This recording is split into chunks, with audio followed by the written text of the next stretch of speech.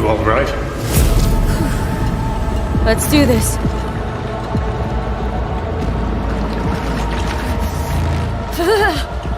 Give out what this is.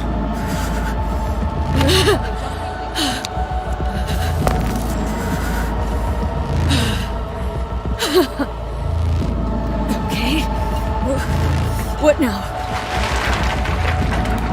Barré. Johnny? Vous barrez? On a le plancher.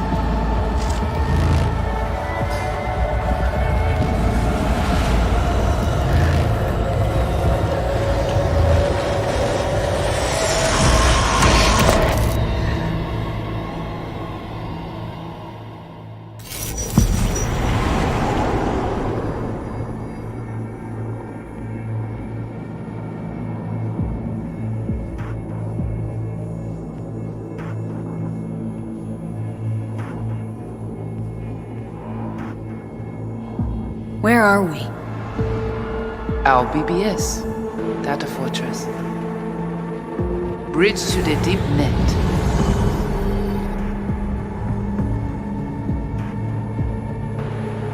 Beyond, there are no borders.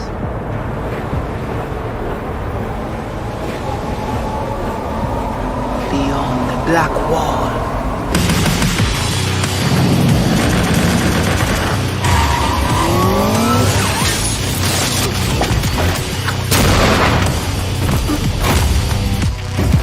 Welcome to the Cyberpunk 2077 2019 Deep Dive video. In last year's gameplay reveal, we showed you our vision for the world of Cyberpunk 2077, its quests, Stop where you are! and visual design. This year, we'd like to give you a peek at some of the playstyles you'll be able to adopt as your character progresses through the story. Here goes nothing. You're about to see sequences embodying two distinct approaches to playing Cyberpunk. We'll show you a strong solo build, that is, a character who focuses on employing blunt force and taking instant action, and a netrunner build, a playstyle taking frequent advantage of stealth tactics, hacking, and battlefield control achieved using malicious software. Additionally, you'll learn more about Pacifica, one of the game's districts, two gangs, the Animals and the Voodoo Boys, and you'll see glimpses of Johnny Silverhand, the digital construct who haunts our main character, V.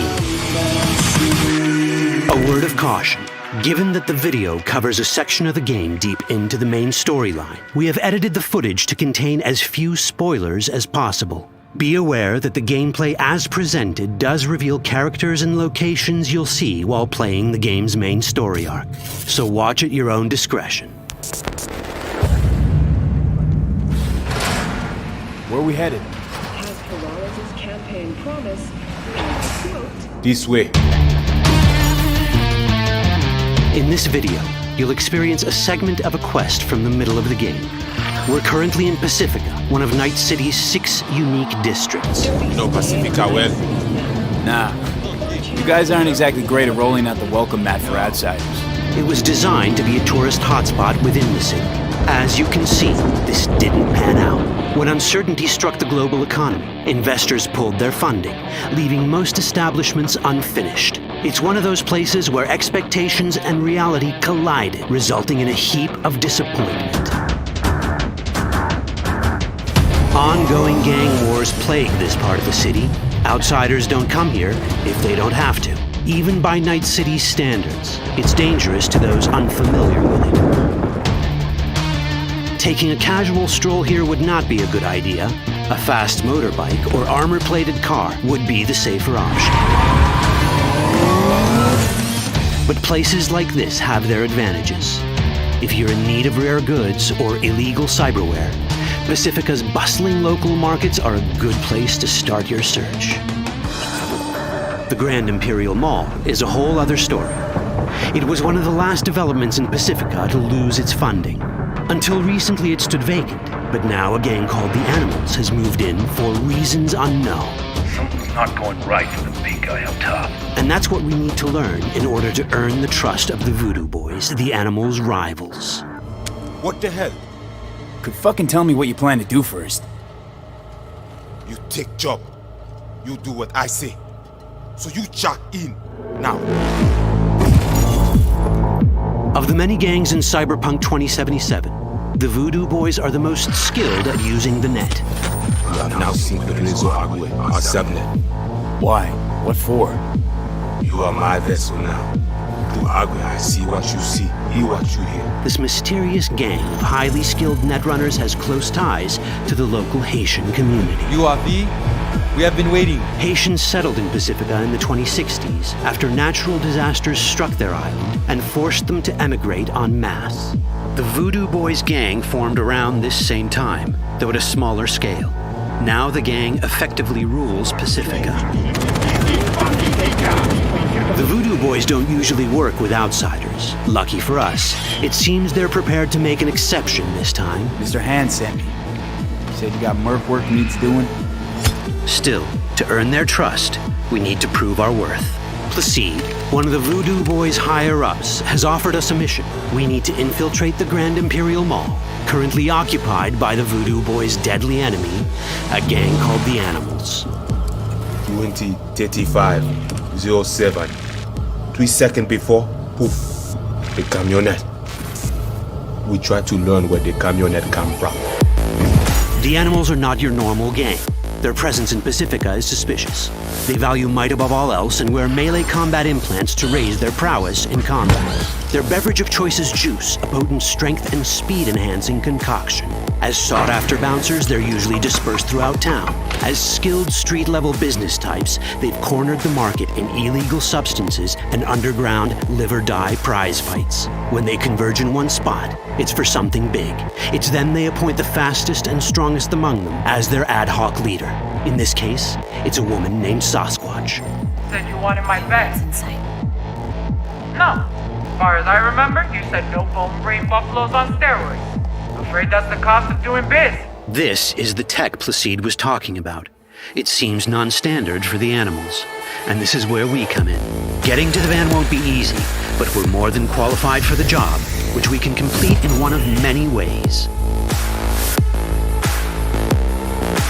The character creation in Cyberpunk 2077 is the kind you'd expect from a full-fledged RPG. You start by choosing your past, important because this unlocks special options at important story junctures. You also fully customize your character using a deep customization system that spans not only your look and style, but also your abilities. Cyberpunk 2077 does not feature fixed classes. Instead, it has a fluid class system that allows players to mix and match a wide range of abilities to suit their playstyles. You can create a strong solo character, a skilled netrunner, or any other hybrid class you can imagine.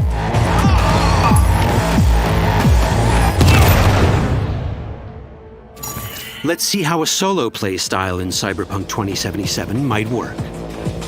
Solos prefer a direct approach. They use guns and might to get things done. So let's wreak some havoc. With our enhanced strength, we can strip this turret of its weapons and give the Animals a taste of their own medicine. This is how a player investing in solo abilities might live out their Terminator power fantasy. Enhanced strength lets us force open doors or grab enemies to use as human shields.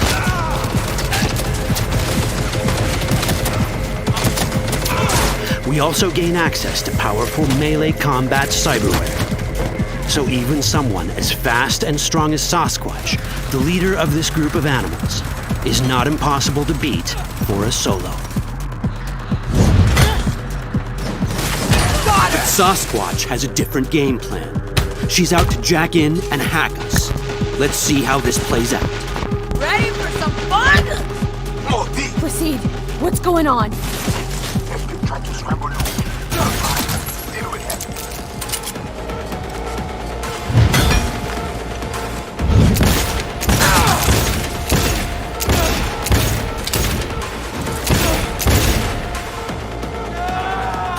It's our choice if we want to finish her off or spare her. You're Cyberpunk, your rules. If you'd rather sneak around, hide, and strike from the shadows, no problem. Just develop your net running skills to get around obstacles or hack into enemy tech to have it do the dirty work for you.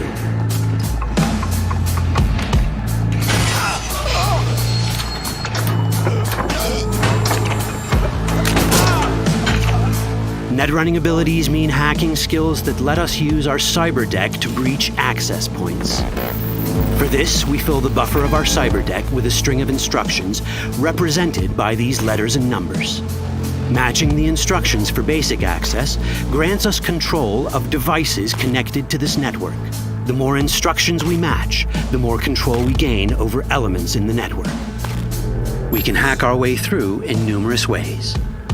A quick hack may grant us control of the security camera.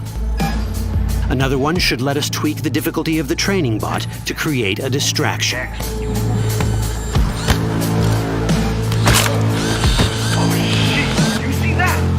With our nanowire, we can even hack this guy's implants from a distance.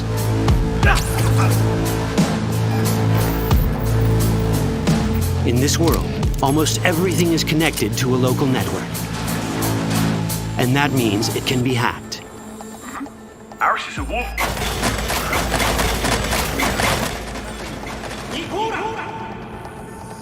Which brings us back to cyberspace.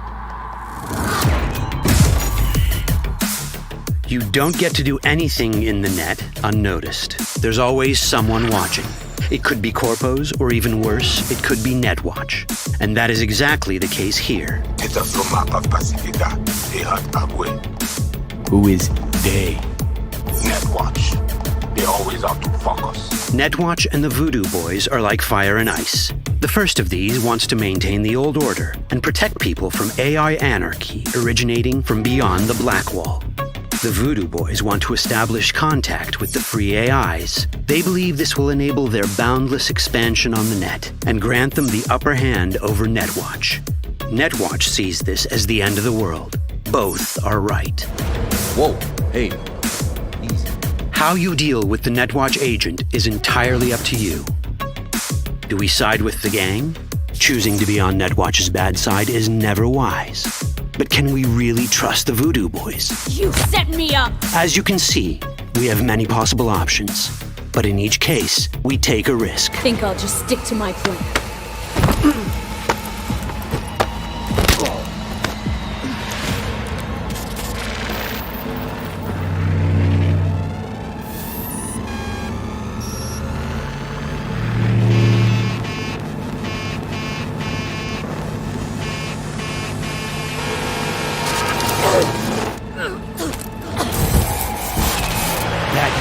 Out well.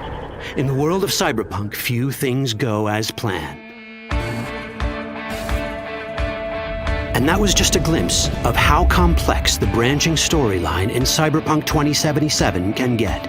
Every decision you make will have consequences. Your choices will shape how the world reacts to you and affect your relationships with those around you. One of those relationships is special. Ever heard of Johnny Silverhand? A rebel rocker boy who will be your companion throughout your adventure in Night City? Come on, really think they give a rat's dick how you look? Like everyone in Cyberpunk 2077, he has his own agenda. You'll decide if he'll be your ally or your enemy. And that chip in your head, the one thanks to which Johnny lives inside your mind, well, that's a story for another time.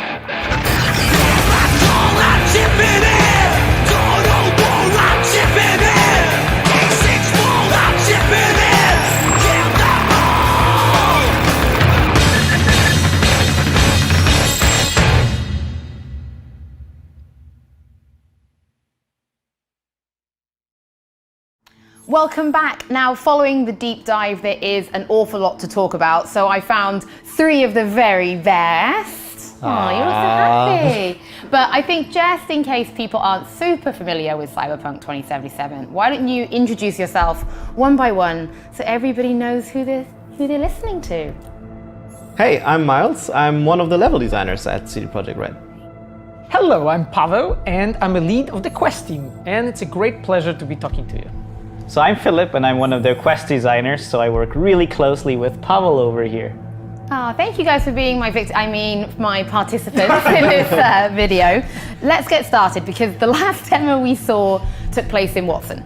This time we're in Pacifica. They're very different, and that's super important for Night City, that it feels different.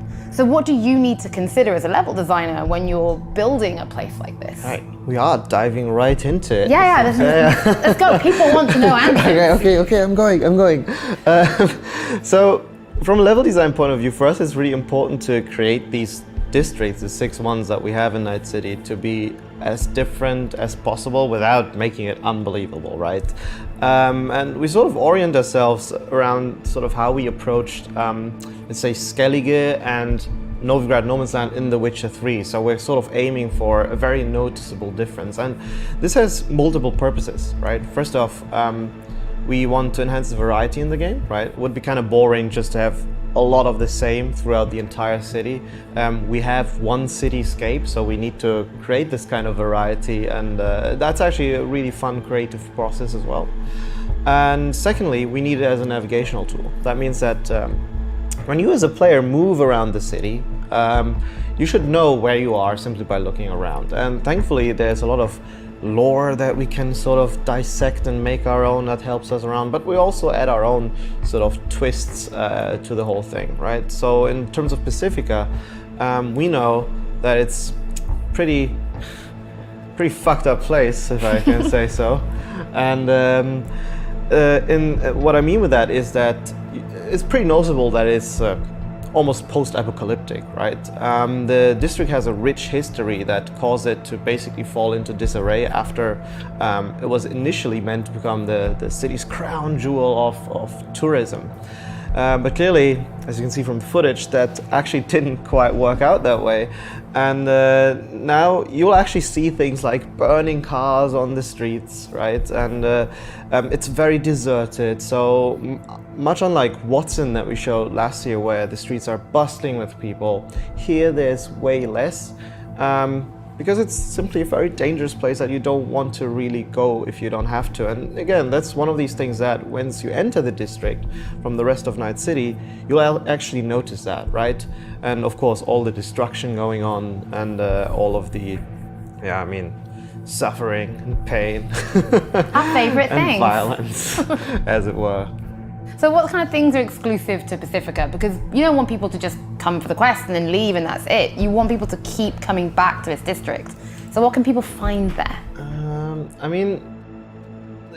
This is what I meant when I said it's a very fun process to think of these kind of things, because the sort of characteristics that we give the district directly sort of birth the things that you can find there, right? And amongst the destruction, you'll still find people living there.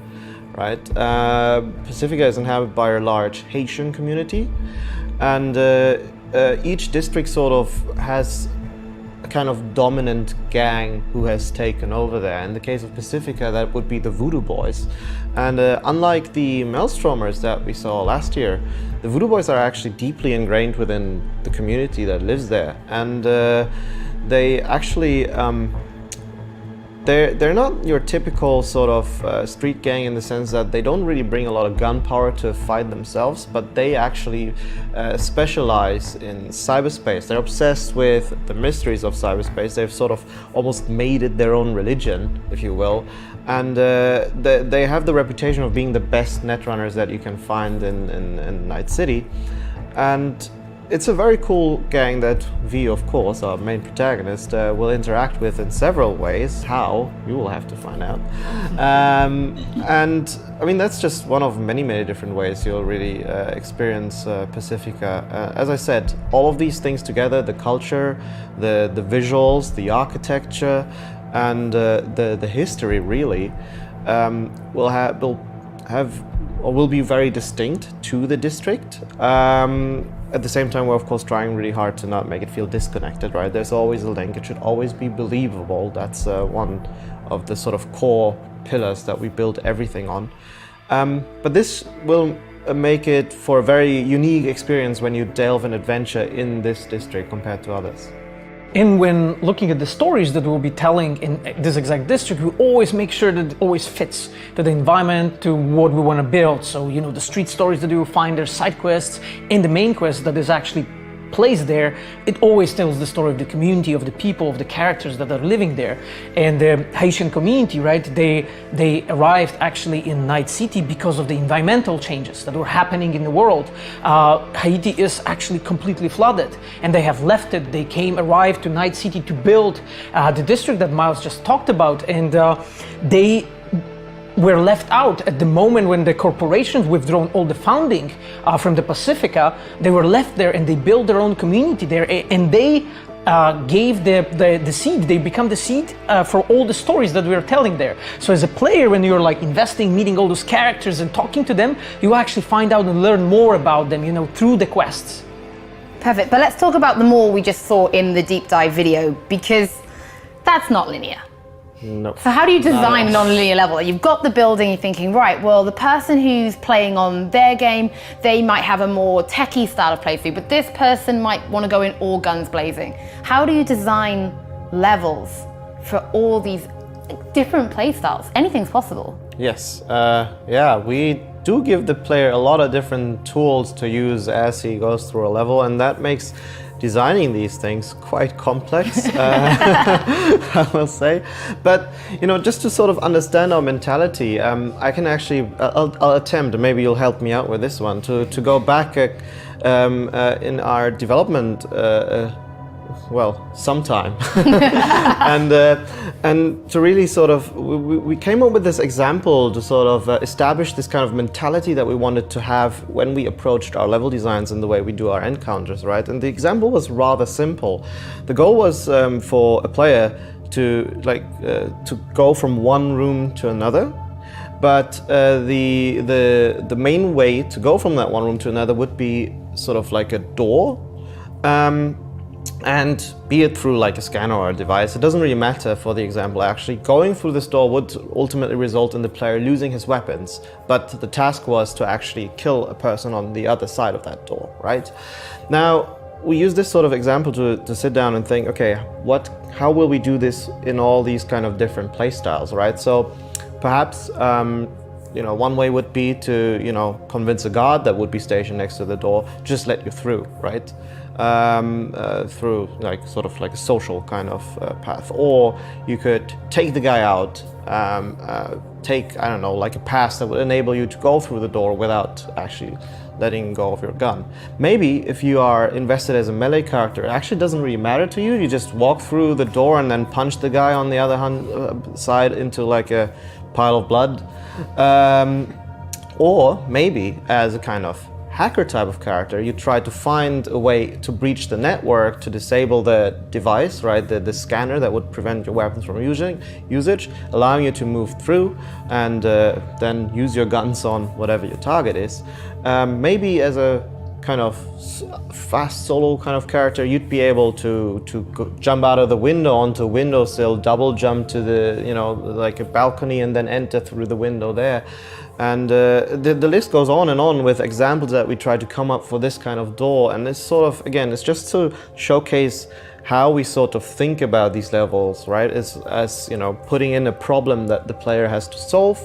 And we give him a lot of different tools and possibilities to solve this issue or bypass it in their own way. And that is how we're hoping to really create an experience for the player that they feel inherently is their own, right? They came up with a solution given the systems that we gave them, and they really get to feel like the badass Cyberpunk V that we want them to feel like. It's actually also a lot of fun to work on this from a story perspective, because, you know, as an example on the Wild Hunt, we were already working with very non-linear stories, but now we also have this non-linear gameplay approach. And for us, it was always really important to have these choices and consequences. And we did them in the story, you know, anything should matter somehow. But now we can also say, okay, players have all of these different choices to solve a situation. So of course, there should also sometimes be some consequences, and not just on the gameplay side, how you solve it, but of course, you know, the story should react to it. Do I just run into this room and kill a few guys, or do I, you know, choose a super different approach? Sometimes this can now open up a completely new way to go through a quest. So, you know, it actually, I think it added to this whole layer of non-linearity. It added quite a few, let's say, more things we have to do. But the thing is, it is a challenge for us, but it's actually a really fun challenge. It's actually really cool to come up with all these ideas. And the thing is also, our quests are iterated upon a lot. So as an example, you know, quest designers, of course, we play them ourselves. Pavel as our lead plays them again. Directors play them. And also, you know, most importantly, QA plays our quests a lot, and our QA team has really, really good ideas. So, you know, they always think, okay, what do I think right now? What would I want to do in this situation? And then we often communicate, and this is how some of the best ideas are actually created, just through going through these missions over and over again, and always finding some new ways to approach them and some new ways to, you know, find interesting consequences, what to happen afterwards. Yeah, and that I think sort of ties up with a whole philosophy of a game, which is the freedom. And we have a freedom on the story layer, and maybe I don't want to talk about it too much and not to spoil it, but but it ties up with the gameplay very well, with like the way how the levels are constructed and with branching gameplay, as Philip just explained, because player has freedom playing the game. You build your character the way you want, and you play the way you want. And you want the player to feel this choice, you know, that he's doing depending of, you know, how skills he's assigning, what weapons he or she is picking, and all that. And it all comes together as like, you know, fulfilling this ultimate like cyberpunk fantasy. So in the demo we obviously saw the bike, there was a little mention of the heavy armor car, but can you tell us a little bit more about the kinds of vehicles that will be in Cyberpunk 2077? I can tell you a little bit about it. So there's of course many different kinds of vehicles, because we want to create a real open city, city that makes sense in the year 2077. So there will be all kinds of vehicles, and of course there's also, you know, society is very different. So, you know, we also have different art styles that correspond with the different parts of society. So we have the art style called entropy. So as an example, you might see vehicles that are just very useful. They're made to just bring a person from A to B, or, you know, they're made to do a job. And of course, but, you know, the player can choose to have them as well, especially if, you know, the player might not have that much money yet. But there's also, you know, super luxury high-end vehicles on the other side of the coin. So of course, you know, you as a player are only limited by what you can afford. That's like real life. Yeah, life is like that's Cyberpunk. what we strive for. But yeah, you know, we try to thrive for variety. So, you know, we also looked like, what are the kinds of vehicles players would want to have in a Cyberpunk game? So, you know, we don't just have cars, we of course also have bikes, like our very own Yaiba Kusanagi here, one of my favorites. It's a very, very cool bike. And there's some, let's say, surprise vehicles that are still to be seen in Cyberpunk that I don't want to spoil here, but I would say something very special that's also dear to my heart. Now I'm really intrigued. But of course also, let's say, the super highest echelon of people in Night City, they also have access to AVs, so flying cars, which is something that you as a player, you're not part of that world, but through specific story moments, you might get to, you know, ride in them sometimes. So, you know, we want to give you a few different experiences. But yeah, you can also, of course, you know, you have your garage where your apartment is, so you can also have your own vehicle that you store and that you can call to yourself. So, you know, you can't call your vehicle Roach if you want to. It's all up to you, but it will be your very own. I wonder how many of these cars are going to be called Roach now that you've mentioned it. So Night City is massive, and that's like a point we're really trying to make. It's a huge, huge city. And you kind of want people to explore it by foot, right? You could just walk like from point A to point B if that's what you want, or drive. You could, but probably you would get pretty tired because it's a pretty big place, so you will have to walk a lot. So the thing is, you know, we do not have loading screens while exploring the city. It's a completely seamless place. You can go, you know, wherever you want. And of course, Night City is a very dense place, so there's lots to see on your way. But the thing is also, you know, as with all things, we want to give players a choice. So of course there's the option to fast travel.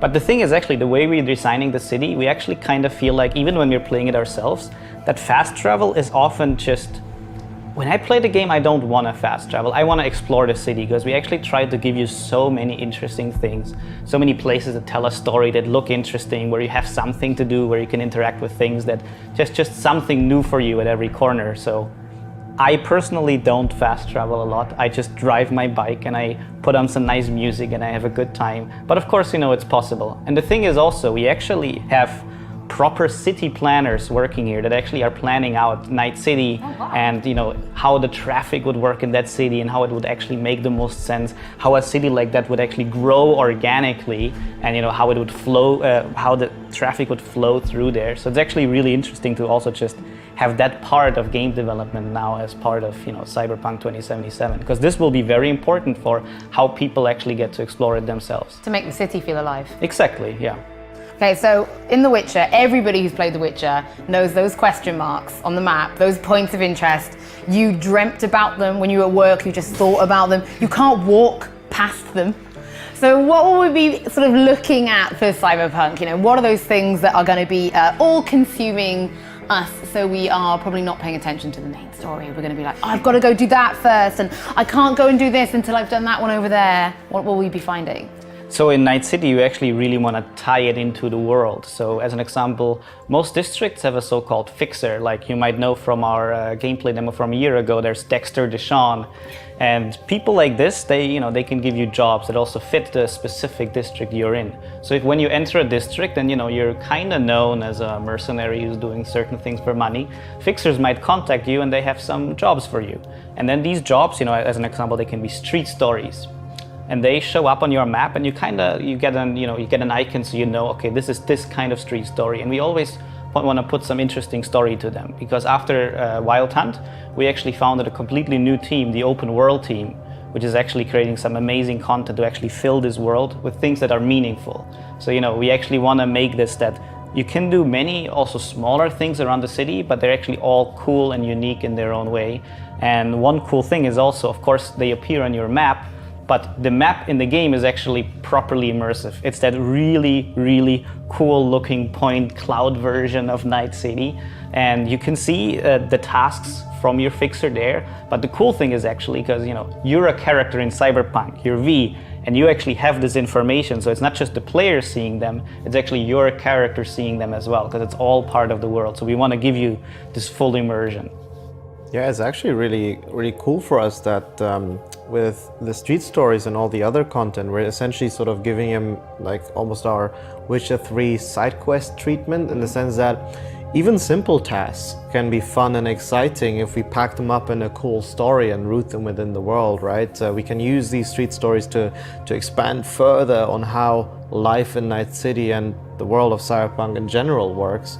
And sometimes this might even be a better staging ground than the main story itself, right? Mm-hmm. Where just like, hey, let's see how everyday life works in this kind of aspect, from this perspective, in this scenario. And actually that's, again, like for us, that's a lot of fun. And it's a very exciting process. And I hope that when players play it at the end, that they will actually find that it sort of enriches their experience, because they always kind of have this impression like, hey, wow, no matter where I go, things are actually worked out, right? It's never just a simple sort of task of, hey, do things, but there's always a reason, there's always an understanding of why you're doing things. And even in those few scenarios where it might seem a bit more, oblivious, you'll usually find that, there's more to it that meets the eye. Yeah, and one interesting thing about those street stories is also that, our main story is, of course, your own personal journey through Night City, but the street stories are actually, because, you play a mercenary who's trying to carve their way through the city. This is actually your job. So this is actually the role you now inhabit in this city. So actually you're part of that system through these street stories and through working with fixers. So it's actually this whole different way of playing, the game and feeling immersed in the city. Can't wait to lose my life to them. So in the deep dive, we can see that the character has 3 sort of origins that we can pick. I mean, what are they and how do they actually affect the gameplay? Oh, okay. You're like, yes, let's go. Yeah, okay. I'll go into my 50-minute answer. Okay, so we actually call them life paths. Those are the origin stories that player can pick. And it's actually 3 of them. So you can be a street kid, you can be a nomad, or you can be a corporal. Now, each of them actually defines the beginning of the story for the player. So you start in a completely different way than other life paths, and you are slowly introduced into that story. You know a different people, you're in a completely different place in life, you're in a different place in Night City, and your story slowly, you get involved into that whole thing with Chip and Johnny Silverhand, and eventually, you will land there. But you actually start off being a completely different person. Now, what is important with that is we actually take that through the whole game, and you as a player, you can actually associate yourself with like nomads, you can associate yourself with corporate people, or you can be a part of a...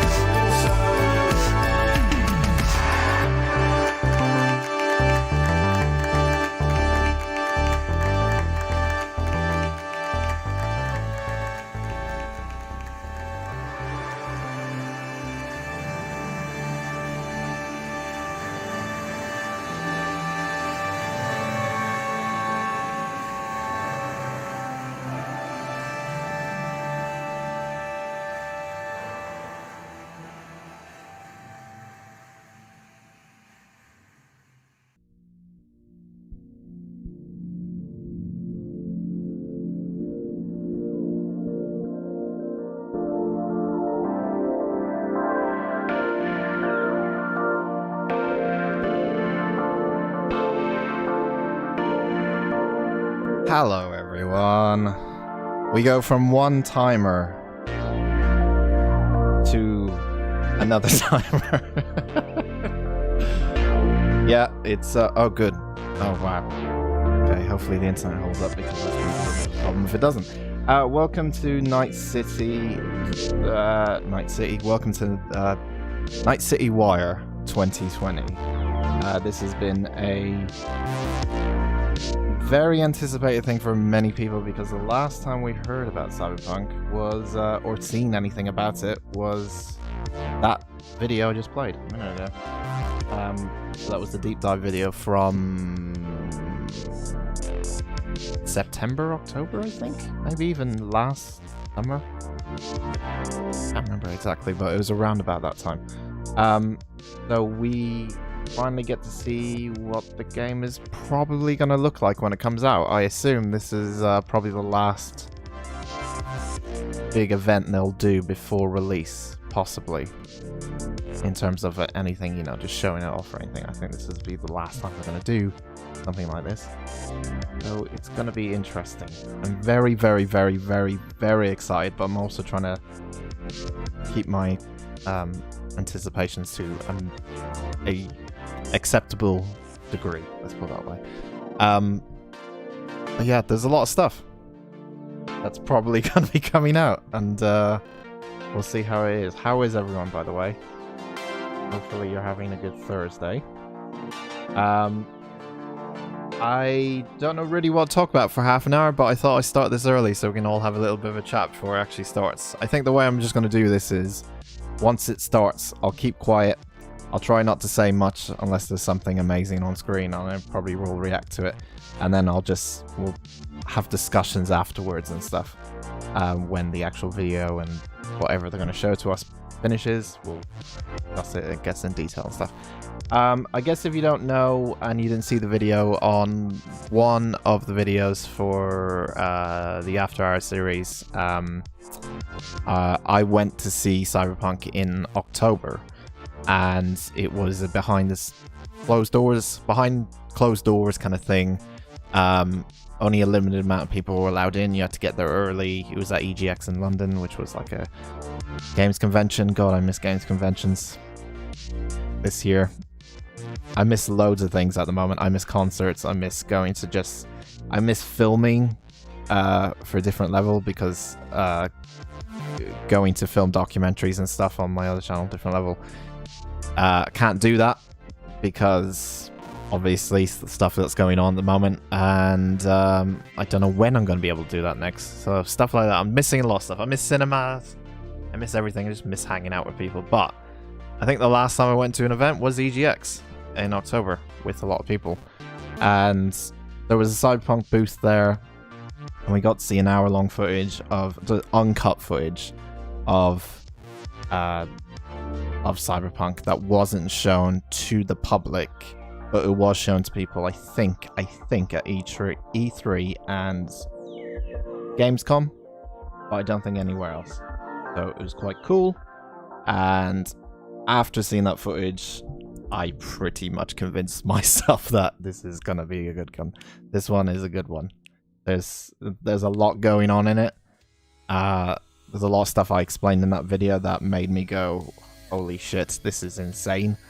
The big one I would say that I would take away from the whole thing is just how much more advanced the world is than any kind of open world game you've probably ever played. Just in terms of things and people moving around and doing their day-to-day stuff, and just, you know, acting like not really NPCs and more like humans, you know, just kind of evolving towards a uncanny valley kind of situation where it's like, this feels like a real world. So much detail, so much stuff, just in one single screenshot of anything I saw in that video in October. There's just so much going on. We were in a different part of the city. They did briefly mention it in the deep dive video which played for this. That was the exact location we were in, and we were doing stuff that was in the deep dive video, but it was the complete uncut version. They had to cut that version up and show it to people because it contained spoilers, and the one I saw had story spoilers in it. That's why that deep dive video was short, because there was a lot of stuff in between that gave away exactly what the main story arc was going to be about, and some of the, I guess, early challenges and early things you must kind of have to deal with in a way. But I don't know what they're going to show in this one. I assume it's going to be maybe the outskirts of Night City, because I was going to say two reasons, but I only really have one. One of the reasons was yesterday, CD Projekt Red recently released a goodies bundle on GOG, and inside of that had a bunch of screenshots that you could save to your computer, high resolution screenshots and wallpapers and all that kind of stuff. They also had a screenshot of kind of the outskirts of Night City, and it was kind of the only area that we haven't seen. So kind of like the farm lands of Night City, the countryside of Night City. I think if there's anything they're going to show they haven't shown yet, it's probably going to be that, because that part of it has always intrigued me. I don't know exactly how big of an area that is compared to Night City and so on. Like, is Night City this huge thing, and then there's this other huge thing which is the outskirts? I'm not sure yet, but I think if I was going to hedge a guess on what they might show in this, I think one of the things they might show is the outside of Night City. It's just a thing we haven't seen yet. and only a couple of like screenshots, as I said, are up from it. But yeah. Hi Rob. Do you have a theory about why they chose to go with first-person camera? Their reasoning for it was they wanted it to be as immersive as possible. And to be honest, even though I liked The Witcher 3 and what they did with The Witcher 3, I did still find the third-person perspective, just the controls-wise, a bit clunky. The way that Geralt moved quite a bit, it felt a bit... It didn't feel great. It didn't have the same kind of movement feel I get from something like a Grand Theft Auto or a Red Dead Redemption 2. You know, it didn't have that realistic feel to the movement. It did feel a bit clunky in places. I remember running up a hill as Geralt, constantly just running up this hill, and him going like 100 miles an hour just because of the way his walking pace worked and stuff. But the reason for it was to make it more immersive. I was fine with that, to be honest. I don't really have a for and against, as long as it's the right decision to go for like that perspective over a third-person shooter. Like if I trust CD Projekt Red to make the right decision in terms of like game design, you know, or what they're trying to make the player feel. And I think the reason why they did that is obviously you're in the body of someone, and you also, on top of that as well, you have upgrades and stuff and augmentations you can do to yourself. So that augmentation side wouldn't feel as immersive if you were in the third person. So like the what they showed in the first video, I think. What was the first video called? About 2 years ago now. Jesus, is it 2 years ago? Wow. Time flies. In the first video they ever shown was when you went to the Ripper Dock and you got your eyes removed, and then a new one come in, and then when you got this new eye you were able to zoom in on things. That kind of side of things where you couldn't really feel that immersion if it was a third person game, because you're doing a lot of things to yourself body wise, including, you know, modifications and stuff, and obviously you can go down the route of going extremely modified to make you into a superhero or a supervillain, whatever you want. And I don't think they'll be able to do that in a third-person kind of setting, or, you know, in third-person gameplay. So first-person seems to be the best thing. And it's a shooter at the end of the day, really, in terms of the main things you're going to be doing is shooting. So first-person seems to be the best thing to do for that, I guess. Yeah, the only thing I would say that I don't really like is the fact that you changing your clothes and all that kind of stuff is a big part of it.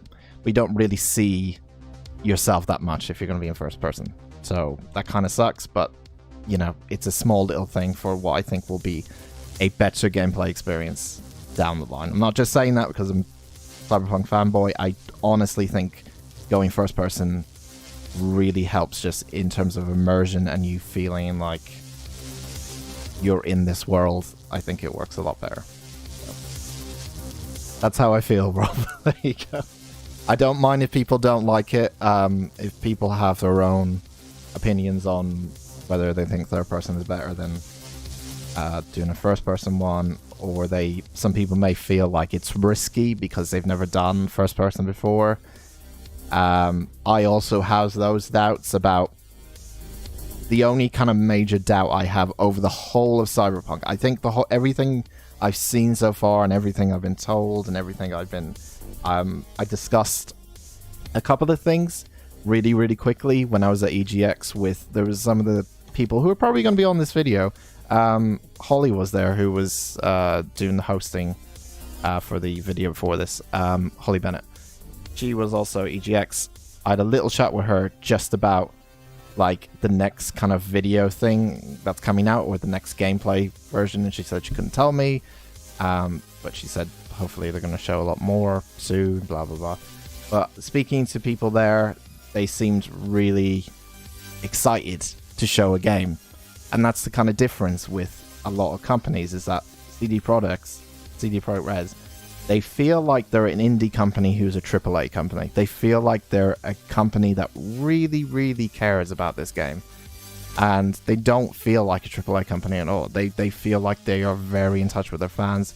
They're very in touch with how people, how they want to get their game, how they distribute the game as well, especially. We saw that with The Witcher 3.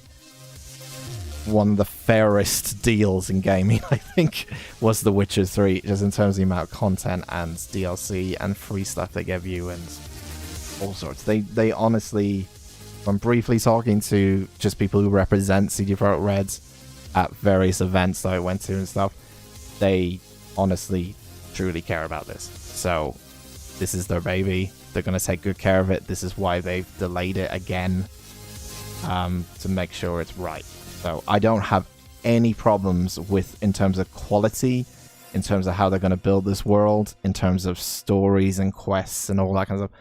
I do not have a problem or worry about any of that. The only thing I have maybe some reservations on is combat. Because you don't really feel... You're not going to feel how the combat feels truly until you pick up the controller, pick up the mouse and keyboard and play it yourself. To really understand if it's good, like gunplay combat and stuff. But everything else, I'm certain that it's going to be great. And I don't want to overhype things, and I'm not trying to. But just from what I've seen, it looks great. Looks fucking amazing, to be honest. So yeah, that's how I feel at the moment. Obviously, the next whatever happens in 15 or 16 or so minutes may add to that or may take away from that. So we're gonna see what happens with stuff. When has it been delayed to? It's November now at the moment. So it's gonna be... What's the exact date? November... Ooh. I'll find it. 19th of November, 2020.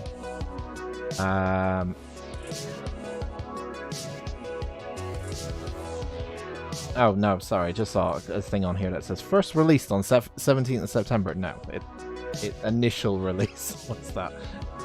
Yeah, 19th of November 2020. So it's going to be... A lot of people think that the delay was either for two reasons. They thought it was because this is going to probably be a launch title for the PlayStation 5 and the Xbox Series X, which I get. This is a really massive game. This is a very... the game, when I saw it, was played on a PC. That looked like it was rigged to hell when the guy was playing it at this event. So it does seem like this is a game that's going to take a lot of power, especially out of something like the original PlayStation, I would say. The original Xbox, if this... Obviously, this game is coming out on it, but I could see it being an issue with that, with those two consoles. But I think, yeah, the delay seems to be for just getting it ready for day one release of the new consoles.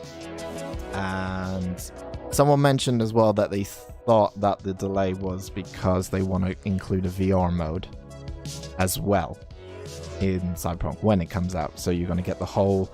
There's also meant to be a multiplayer element that's coming out. Oh my god, this game has everything. Jesus. There's a multiplayer element of the game coming out, and they thought that with this delay as well, they'll be able to bring that in sooner as well. It's not going to come out on launch, the Cyberpunk multiplayer element, but it's believed that because they're taking extra time now, they'll be able to get that out sooner. So maybe start of early next year that will come out. Kind of like what they did with Grand Theft Auto 5. Do you remember when that came out and they said, oh yeah, in about 2 or 3 months we're going to have the Grand Theft Auto Online beta or something come out, I think. So I think they'll do a similar kind of thing with that, I think, with Cyberpunk, with the multiplayer element. But yeah, VR mode. I mean, it'd be cool as hell, but I don't know if some people know my thoughts on VR, but like I've made various videos on other channels about it, but yeah, it'd be good for people who like VR. I guess that'd be quite a cool experience. What kind of rig am I running? What am I running? I have no idea. I've got a... I don't know what the processor is. I think it's a Ryzen 5 3600X, I think. Can't remember. I've got a GTX 2070 and a whole bunch of hard drives for videos. Like about 7. I bought I bought 5 hard drives. These are hard drives, not SSDs. I got SSD in there as well. But I got 5 hard drives for various different projects I'm doing. So I got HiMyNameIsDan, different level. I've got a hard drive for podcasts because I'm actually a new podcast I'm in is coming out today. Everyone, plugging. This time for a sponsorship plug. I'm going to be in a podcast called I'm in a podcast co-hosting with 2 other people called The Unusual Suspects. It is coming out in an hour, the first episode.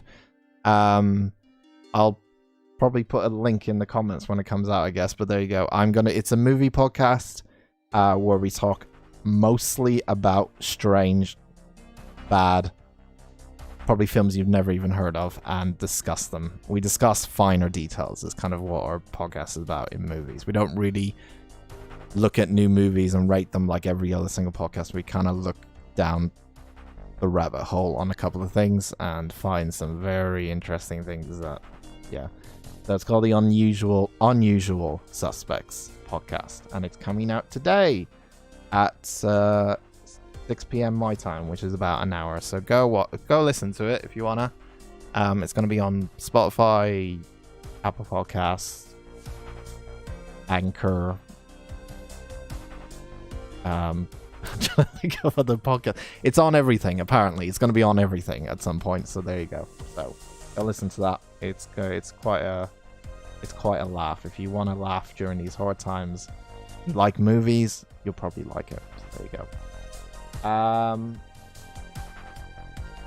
Yeah, we got 10 minutes left. Jeez. What do I do to kill 10 minutes? Does anyone want to know what I'm making at the moment for videos, I guess? I'm finishing The Last of Us 2 tonight. And the review will be out. If not tomorrow, it'll be out on Monday. I'll reserve my thoughts on that when the video comes out. It's an interesting game, definitely. But I'll leave my thoughts for that video when that comes out.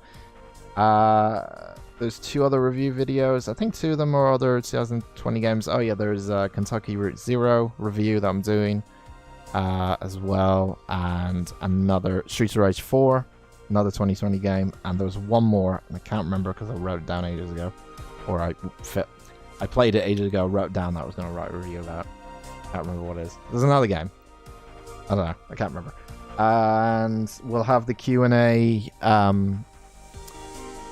We'll have the Q&A after hours tomorrow. I'm actually filming it tonight and doing all the editing by tonight. So I'm actually filming it straight after this video. By the way, if you want to get your question on after hours, leave a comment below right now and I'll answer it on the video tomorrow. It could be about anything. Anything. Anything. I need to ask for questions because I haven't got many. So guys, give me some more questions, please. I've had to make up some, but they're kind of generic questions that I think most people would ask, like, why do you put milk in your wine glass every time you do this show? That's probably a question most people have. I've had past questions thrown at me that I've put in there, so there you go. So don't worry, we'll have a Q&A video tomorrow. It's gonna be fun. But yeah, if you want to get your question in, stick it in now and I'll add it. I'm literally about to film it after this video, so there you go. Yeah, I'm doing that, and trying to think of other things I've got planned. At the moment, I'm trying to just deal with life stuff at the moment. Yeah, there's a lot of stuff going on personally as well, which is not get me down or anything. It's just, you know, a lot to handle. So just trying to deal with that and deal with getting both my channels up and running and still putting out content and stuff and still trying to get things done with this channel and different levels and stuff. It's a lot of work, but yeah. There are 8 minutes to go, or 9 minutes to go, or 8.5 minutes to go. Where are we going? Usually at this point where I start getting excited and I don't want to. I just kind of want to keep myself like calm. Like, yeah, it's most anticipated game of all time for you, maybe. Probably. It's your dream. Like, this is, I've said this before on many occasions, this game is my dream game. This is, I am a massive, humongous fan of near future anything. Like, I saw Blade Runner and I was like, that's the kind of genre or theme or anything, or like film noir kind of style, whatever you want to call it. That's the kind of theme I love. Just near future, but not so far in the future we're hitting space kind of travel and shit. Just near future, what would happen if technology gets out of hand? I fucking love that side of stuff. So to make a game like this, and I know like Deus Ex comes up a lot, like why don't you like Deus Ex? And I love Deus Ex, I think it's a fantastic series, but comparing Deus Ex to this in terms of scale is like nothing I ever imagined a game could be. This is my Grand Theft Auto. This is my Grand Theft Auto. This is my, like, this is going to be the biggest thing you've ever played in your life. Let's see. Oh dear, we're 6 minutes away. Whatever it is. Don't know how long this is going to be as well. So I'm probably going to guess it will around to be probably about half an hour, maybe an hour long. So we'll see how it goes. I will try to shut up for the majority of it. Yeah, I'll try to stay quiet as much as possible. But you know I won't. What else did we talk about? Got 6 minutes. Oh god.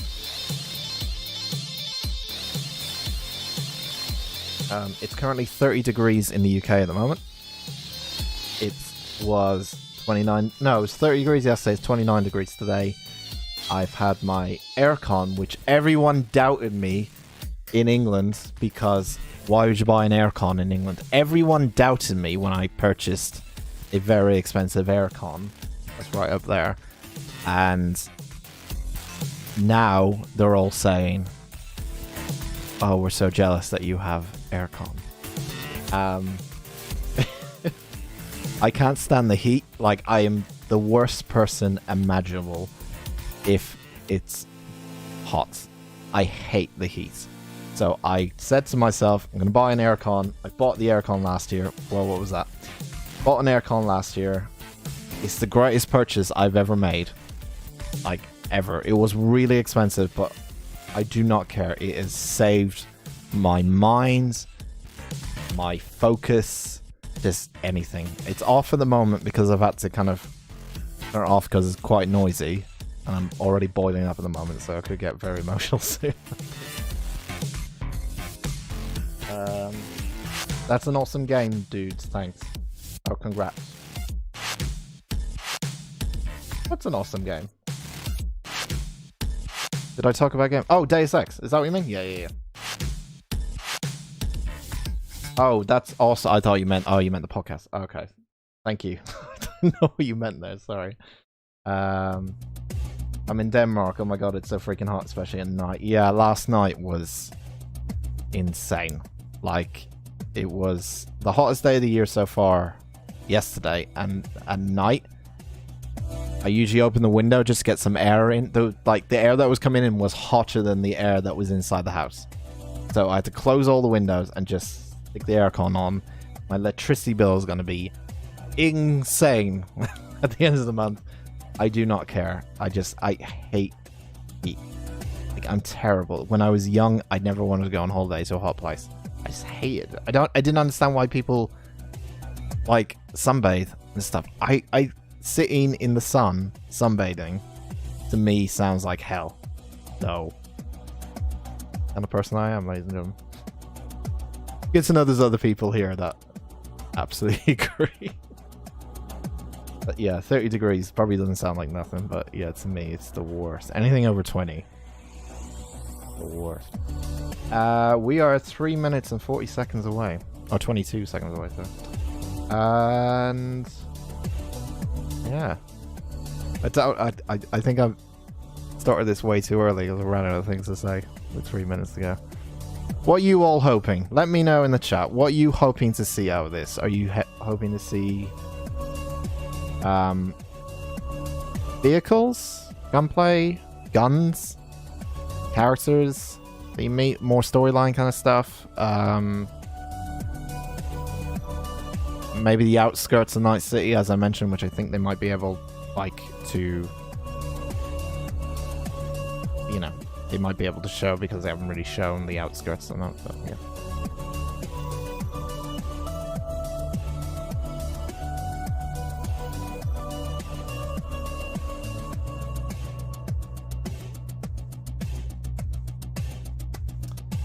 Rob, do you ever feel like the progression... I'm guessing this is a question. I will save this question. I'll save Rob. I'll save your question for tomorrow's video then. I think this is what you... Do you ever feel like the progression scale of realism in games might lead to people cancelling real-life adventures in favor of being superheroes and completely realistic... Unrealistic or realistic? Well, depends where we go with technology, I guess. Realistic fantasy lands. I think we're already there at some point. You know, there's a lot of people who I know, especially. I mean, I never got to that point. Actually, I did get to that point a long time ago, where I was so obsessed with. I think it might have been Destiny 2, actually. Destiny 1, actually, when that came out. But yeah, I understand what you mean with that question. I think I'll save that. That's a good question, I'll save that for tomorrow's video. But I do agree that we're already there. I think a lot of people are very obsessed with that kind of... Unfortunately, you know, life is shit a lot of the times, and people just don't want to deal with it, so they find comfort in playing video games, which is absolutely fine. Nothing wrong with it. It's when they do that 24/7, which ends up screwing up everything around you, you know, kind of thing. So, I'm absolutely fine if Cyberpunk does that to me. I want it to feel like a new life. I want it to be like I'm gonna spend a lot of time here, pretty much. I feel we might be looking at a revolution in how humans spend their time, especially with the COVID. I think as well, Rob. I think that's a good, interesting thing. Especially with COVID coming around, everyone has had to adapt to living under these kind of circumstances. So yeah, I do agree. I hope there's a lot of nudity, tits and ass. Way. I can't get you banned for that, but I'm going to allow it. That's not really too bad. Don't worry. Not me, it's YouTube. They don't like you saying tits and ass, even though I've just said it on stream twice. Anyway, we got 8-7. We're 7-6-5. Here we go. I'm going to shut up for the most of it. Enjoy, guys. I hope this is what we wanted. Let's see.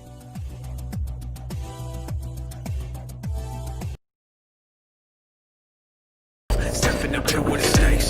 City of dreams, city of... Hello and welcome to this, the very first episode of Night City Wire, a brand new series from us at CD Projekt Red, where we'll be talking about all things Cyberpunk 2077. For today's episode, we'll be starting with a brand new trailer. One of our developers will be joining us to help unpack everything you're going to see. We'll have some news, an announcement about a secret collaboration. We'll be taking a look at some Braindance gameplay. What? And welcoming back our developers. Wow, did you see the game? Everything you're going to see. But there is one more thing. Media all over the world have been getting hands-on with Cyberpunk 2077, and when this episode finishes, you'll be able to go and check out exactly what they thought. So, let's get started. It looks so polished. Take a look at our brand new trailer, and after that, our lead quest designer Pavel Sasko will be joining us, because I've got a feeling you're going to have a few questions after watching this. So, Let's take a look. It looks so polished. Just the graphics wise. Love this town. The city of endless opportunity. Ready to get your cherry popped? Yeah, come on! City like any other, just bigger. Nah, mano, not just any other city. Legends are born here. The major leagues. We're only here because Dex is pulling the strings. Doubt that puts us in the same league as them. But we are. They just don't know it yet. But if you got the cojones and you know how to use them, you could do damn near anything. Unless you catch a bullet. Even then, you go out with a bang, right? You know, you can make heaps more eddies as a motivational speaker. Yo, Mr. V, a pleasure. So what's the gig, Dex? You meant to come out in one piece? How about we go over the plan? There's this prototype tech, a biochip to be precise. Jobs to grab it. Guessing it belongs to a corp. Arasaka. We're robbing some heavy hitters. Thought you could blackmail me, fucker? High risk, high reward. First rule of the afterlife. Ka-ting, baby. Goes without saying, we do this on the hush. Ideally, no bodies, not a one. Sounds simple enough. He's lead, assholes! Is it gonna be dangerous? Don't you worry, mi amor. We're bulletproof. Get your ass moving now! What the fuck just happened in there? Can't stop digging Night City. Fucking major leagues. Happy now, Jackie? Yep, that's fucking high! Time to bail! Oh my god, we're so fucked. Dude, that's cinematic. What the fuck? Can't risk it, V. And you, who are you?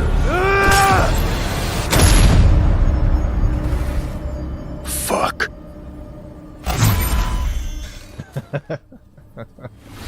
So the trailer contains footage from the game's prologue only, but there was an awful lot in it. So Pavel, why don't you try and help us unpack everything that we just saw? Oh yeah, I mean, absolutely, I can try. So what you have just seen is only the prologue of the game. So that awesome stuff is only happening in the first few quests. What the trailer shows you is really our stage, the Night City. You know, this gigantic city built of 6 completely unique districts, surrounded by the 7th one. Wow. As a player, you are meeting Jackie. Jackie's your friend. Now, they together are trying to reach out for something that is very precious. They are trying to reach out for this chip of immortality, this gateway to eternal life. Jackie introduces you to Fixer Dexter Deshawn. He's a very important person in the social ladder of Cyberpunk. He is able to provide the player with various jobs and contracts to be able to gather money, to be able to modify their bodies, push themselves to the limits, to put their hands on the chip. But as you can expect, not everything goes as planned, and but to see it, you will have to play the game. There are an awful lot of really cool things in this trailer, and there's a few that I would just love to talk about a little bit more for the people at home. So let's start with talking about a gang called the Mox. Now, we see a few flashes of them in this trailer. I personally think they're really cool and one of my favorites, but can you give us a little bit more information about them? Oh yes, so the Mox is one of the gangs that player is going to interact with throughout the game. The Mox is the gang that has been formed in 2076 after death of Elizabeth Borden. She was called Lizzie. Now, she was an owner of a brothel and former sex worker, and she was protecting working guys and girls from harassment, from abuse, and the gang is really continuing her mission. And as a player, you are going to interact with that gang, meet multiple different NPCs, and craft your own relationship with them, and understand what they are all about. So earlier on, you did mention a 7th district, a place called the Badlands. Now, we saw a few shots of this in the trailer, but I'd love for you to give us a bit more detail about the Badlands outside of the city walls. Okay, so the Badlands is this like dead, dried out space going around the whole Night City. And as a player, you'll be able to traverse that space in your car or motorcycle. This is a space that is inhabited by the nomads. Nomads are living in different families, and they are traveling across that space in convoys made out of the cars and motorcycles. And as a player, you'll be able to traverse and access different type of open world content that has been prepared specifically for you to get that awesome feel of the Badlands as an area. In the trailer, we also saw like a completely metal Reminds me of creature. Now, he Mad didn't Max look a like he little was bit. from the Maelstrom gang. This looked like something else. So please tell the people at home, who is this giant metal monster? Okay, so that big dude, that was Adam Smasher. He has been introduced in pen and paper in Cyberpunk 2020 by our senpai Mike Pondsmith. Adam Smasher is a fully converted cyborg. He was always a loyalist of Arasaka. And time has changed, and in 2077 he had to find his own space in Night City. But to find out, you have to play the game. In this trailer, we do see some flashes of a Ripper Doc called Victor Vector. I think if people have watched our previous gameplays, they might remember him. But I'd really like for you to give the people at home some more information about what Ripper Docs are and how they'll be interacting with them when they play Cyberpunk. So Ripper Docs in our game, they are surgeons. They are like a specific type of a job in the social ladder of Cyberpunk.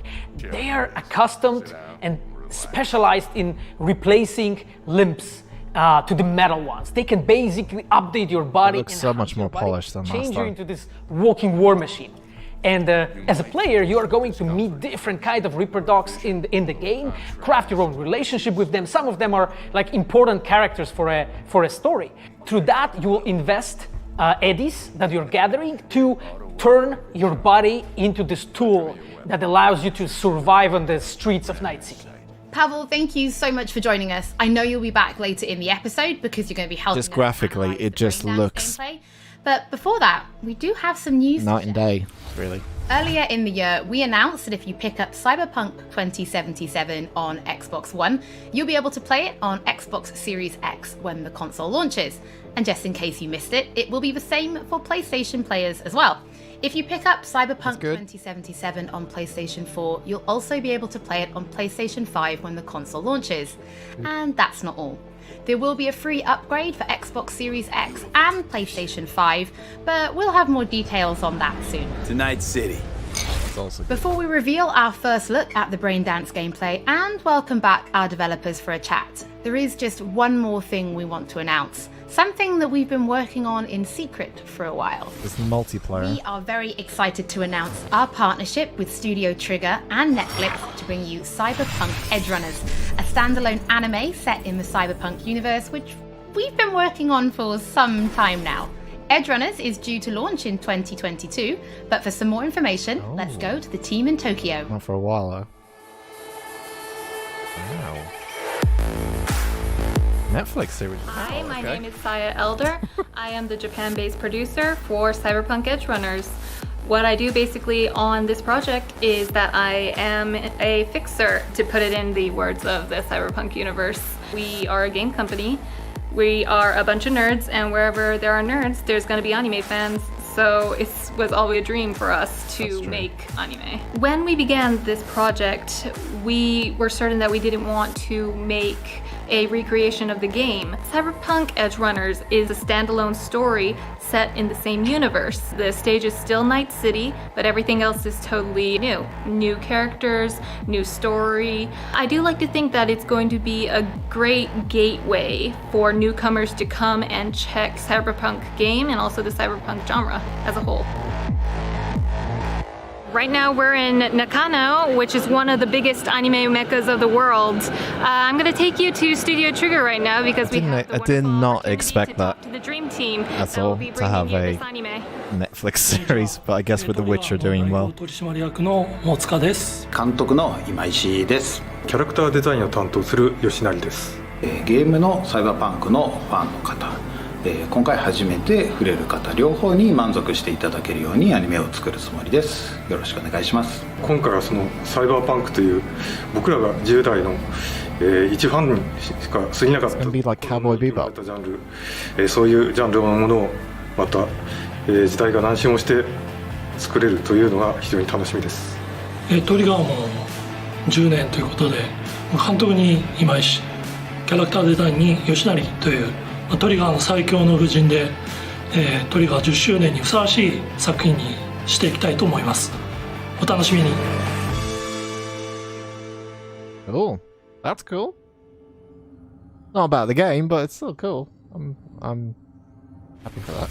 Now it is time to show you some gameplay of Braindance. This is a feature that you'll experience when you play Cyberpunk 2077. Braindance is essentially a recording of somebody else's experience. It allows you to relive their sense of sight, smell, touch, and even hearing, all thanks to a special device. After the gameplay, I will be welcoming back Pavel Sasko, and will also be joined by Patrick Mills, our senior quest designer and all-round lore master, who will be helping to answer your questions and give you some explanation on how you'll be interacting with Braindance when you play Cyberpunk 2077. I think this So, let's take a look. reminds me of a thing that was in Blade Runner. Do nothing odd. And the video game Blade Runner as well. Snatch the cash. This feature. And we sell the BD to anyone played the video game Blade Runner. Got it. And remember, everything on full blast. They'll spot us extra for a wicked adrenaline high. It is as well. Okay, on you go. But yeah, it's playing the actual scene, but you can switch between different views. Down. Everybody, on the ground. I want to see you kissing the flooring. Money, now, or I will fuck. When you hack into people, you can see kind of like memories and stuff. Well, yeah, hey, now, before I blow your fucking head off.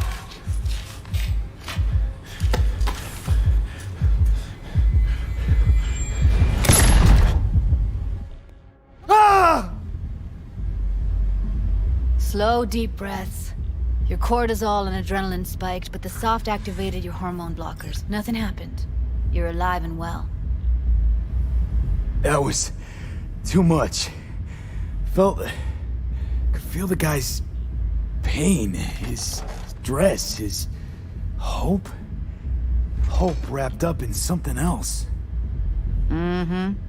Probably took a booster just before. Cowboy Bebop, the anime. Got everything set up? Let's switch over to editing mode. That's what I mean, Turtle. Cowboy Bebop.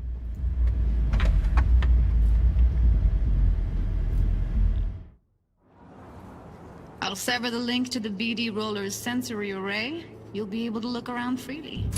Whole scene's yours. Yeah, it is. Full cam control in analysis mode, so move around, zoom in and out, whatever. So you could do this in, obviously this kind of, was this in the Blade Runner film? I think it was. But in the Blade Runner game, that came out in 97, which is up there behind me. Plan simple. Do nothing odd. Don't get crazy. When you were investigating scenes, you could rotate a camera and you basically have it anywhere it's possible in that scene. You can speed things up or Because there's so many electronics in one area, they could like have surveillance everywhere, and you could switch between stuff. And, look at different angles. It's what they're trying to do here. Now try fast forwarding a bit. It's obviously way more advanced. Okay. You can also reset the recording. That'll take you right back to the beginning. Try it. Now for some fun. This here's why you came in the first place. In analysis mode, you get to view and even scan details of the enviro recorded by the BD Roller. Focus on the heat. The gun this gonk gets. I really hope the tattoo girl is a romance option. Plan simple.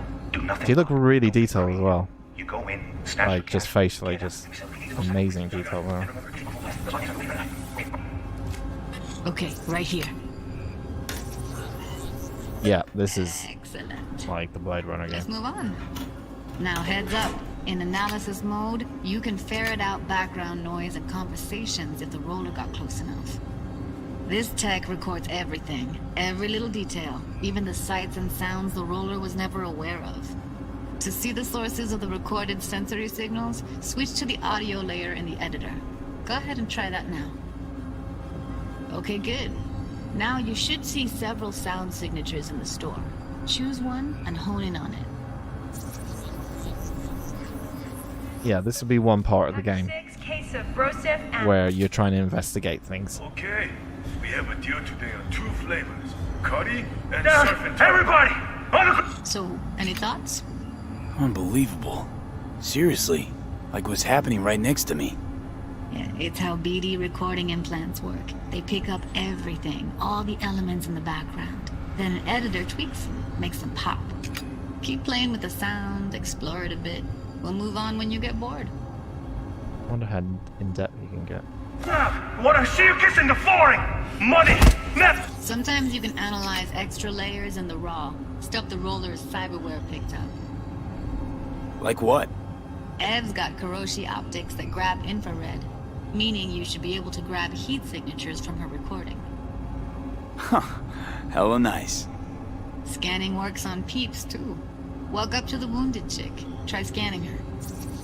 Alright, next thing. Scroll forward to the part where our artist gets a lead injection. Where I will fucking drop you, I swear to God! Well, now! Fucking head off!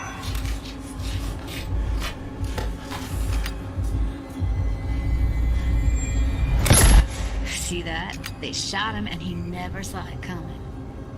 But you will. Here it comes. My favorite part of the game. See the blinking thing over the entrance? Surveillance cam. Must have caught our shooter. You'll see in a sec. Cam feeds to the screen behind the clerk. Roll back to where the screen's in the kid's field of vision, then scan it.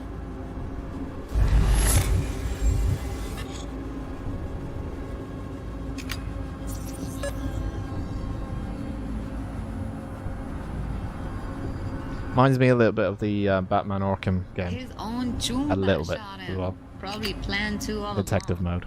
Must have got a nice slice of cred on the black market for a BD like this. BD freaks are ready to pay a preem for a real flatline. Anyway, if you've seen enough, you can exit.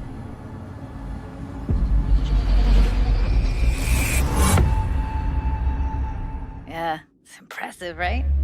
It's too bad most of the BDs we do here are only good for flogging the log. So Braindance is a pretty big part of the Cyberpunk universe. It's not just something used for adult films. There is an awful lot to it. And there's two sides I'd really like you guys to help me explore. First is the lore, so how this actually fits into the universe. And then there's the gameplay side, so how players will be interacting with it. So Patrick, could you tell us more about the lore of Braindance? I would love to. So in the world of Cyberpunk 2077, Braindance was invented way back in the early 2000s at UC Santa Cruz.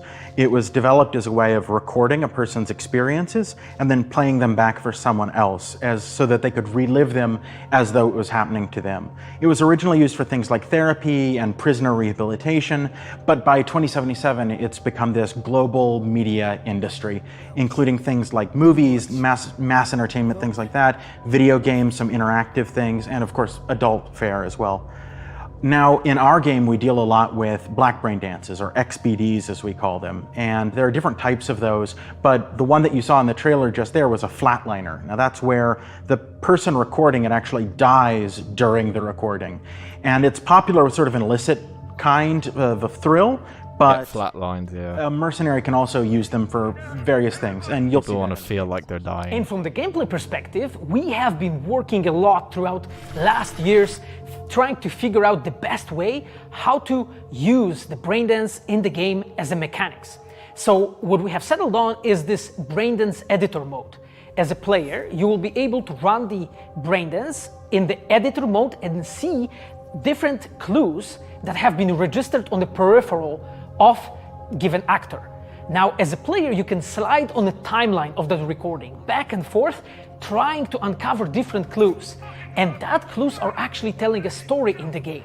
So, as a player, you will run different investigations that will lead you to different mysteries, and you will uncover them actually using that braindance as a mechanics in the game. So, as Pavel was saying, we use Braindance as a storytelling tool. It's not a collectible. It's not something where you're going to go in and you're going to play it and you're going to be like, I've seen this before. What we use Braindance for is to give you a keyhole into the life of the residents of Night City. And we can explore things like childhood trauma, religion, various philosophical ideas in a way that you might not otherwise experience in a story about a mercenary on the tough streets. So we've tried to talk about some of the aspects that we think the community will find really exciting, but you know, while you're both here, I'd love to know, what is it about Cyberpunk that you guys are really excited for? Patrick, why don't you start? So one of the things that I'm most excited about in this game is the characters and the way they interact with the world. We've got this really interesting world that stretches all the way back to the Cyberpunk 2020 source material and all of these events and all of those things, but those don't mean anything unless they connect with characters. And so when we come up with a character, we start with their function. What is this person? What do they do in the story? But we don't stop there. We go back and we figure out what was their childhood like? What was their upbringing like? What kind of obstacles did they face in this harsh reality, and did they overcome them? And how did they overcome them, or did they not overcome them, and why? And you can see all of those things in their environment, in their dialogues, in sort of how they operate in the world. And we come up with that for all of our characters. Now you look at someone like Victor Vector, and you're gonna see stories about his past in his environment and in his dialogue. You know, we come up with that stuff even if we don't use it in the game, because it helps inform us as to who these characters are. And for me, I would not be myself if I would not say that I'm the most excited about our quests. Like with our Witcher 3 team, with Patrick and like everybody that has stayed with us since the Witcher 3 time, we really have grown so much. We have learned so much, and we have used all that experience to put them into the farm quest with that a we have made. giant light on it. You will not so find gross. really a filler in this game. Like everything has a meaning. Like we put so much effort into making sure that everything is rewarding, is interesting, is talking about characters, as Patrick said, is talking about worlds, is talking about emotions, like touching the player in a really The detail like a real is insane. way. Absolutely and I just insane. Can't wait to find out what you think. Pavel, I know you mentioned story and quests and writing quests, and when I was last in the studio, I had a look and I saw a notebook on your desk, and I would love for you to show everybody this notebook. Okay, Holly, I mean, you asked for it. So this is my notebook. It says Salsa Quest Designer. The reason is because I dance salsa, and I'm a quest designer, so you know. So I started this notebook actually when we were really starting Cyberpunk. At the very beginning, I wrote like a first note, and it says pretty much something along the lines of that we were starting with a prototype. And then, you know, I kept on basically noting things that we've been working on for like next year's. Wow. I remember once when our concept artist actually approached me, and they said that they want to take a look on my notebook. I was like, what for actually? And they took some pictures. And they told me, yeah, well, you know, because we are looking for a reference material for notes of a psychopathic killer. Yeah, well, you may find maybe some of my notes in the game. Pavel and Patrick, thank you so much for joining me. I'm pretty lucky because I have read some of the stories that you and the team have written for Braindance, and I'm pretty excited for people to discover them. But before we do finish today's episode, there is just one more thing we'd like to talk about. Earlier in this episode, I mentioned that media have been getting hands-on with the opening of Cyberpunk 2077, and they should be posting their impressions right about now.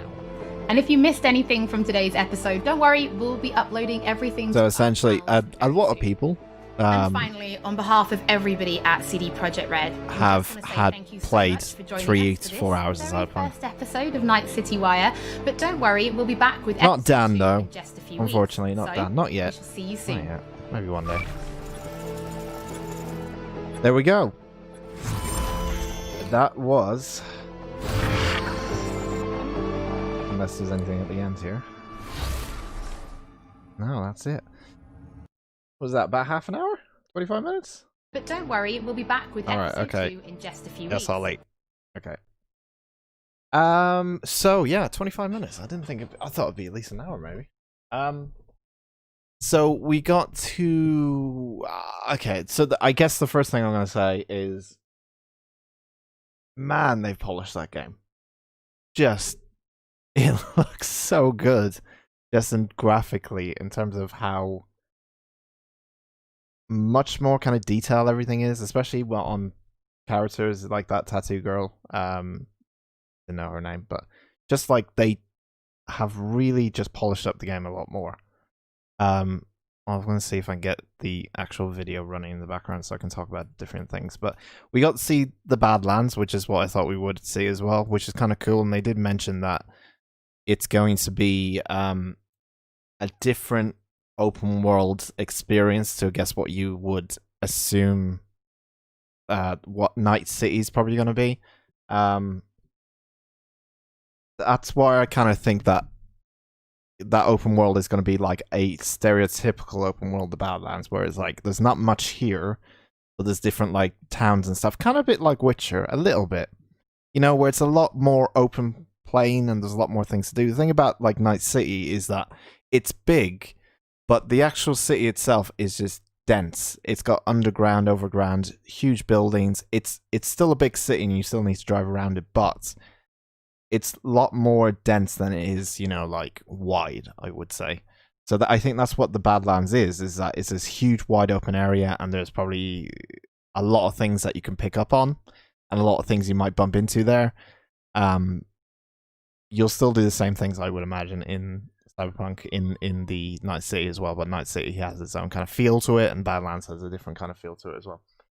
Dan, when the Japanese guys appeared, you said something, but I caught you saying Cowboy Bebop. What did you say? I love Cowboy Bebop. I was saying that I was thinking of animes that may compare to like a Cyberpunk anime, and I was immediately thought Cowboy Bebop. If it was going to feel a bit like that. So that's what I meant by Cowboy Bebop. I thought like, oh, they're making Cyberpunk Netflix kind of thing. Oh, that reminds me of Cowboy Bebop. That's what I meant by that. Yeah, so the Badlands were shown, the graphics and everything, it looks so polished, man. It looks so good. Like, they honestly are not bullshitting around when they're trying to make this game. I honestly believe they just have made such a polished game by the looks of it, just by the sheer looks of it, not by playing it, but by the sheer looks of it, it looks polished as hell. I'm trying to find a replay so I can actually... Right, fine, GameSpot, I'm going to use you, if you don't mind. Hopefully you haven't got your guys talking over this. No, you haven't. Go back. Let's go back. Let's go back. There we go. Right. So... yeah, I think just facially, animation-wise, detail-wise, the game is there now. It looks like a finished product. It looks stunning, like, just the way it looks, just the amount of details in every kind of shot here is just insane. Absolutely insane. I'm gonna skip ahead here. So we saw a first trailer, which was immediately reminded me of a Grand Theft Auto trailer, and I think this is what they're trying to go for a little bit, because there hasn't been anyone to kind of, and I know it's not really something to rival a Grand Theft Auto, but in terms of scale, in terms of quality, and the amount of people working on it, and budget, I would say as well, this is a game that will...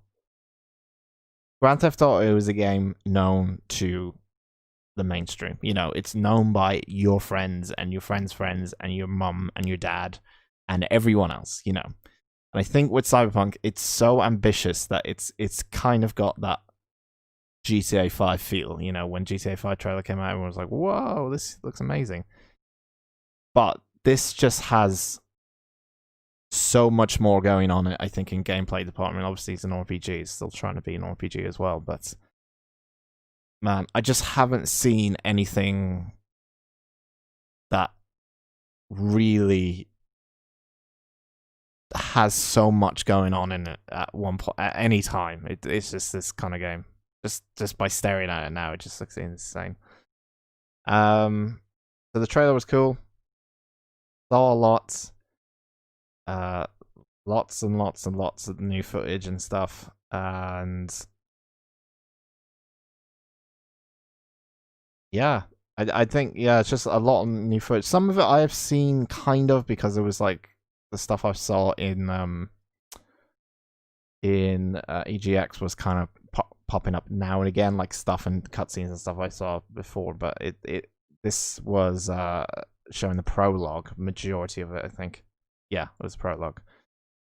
It's quite cool they showed just the prologue as well. They didn't show like a lot of the game. They're trying to keep it a secret as hell. But this is the Badlands, and this really reminded me of of Mad Max. If you remember the open world Mad Max,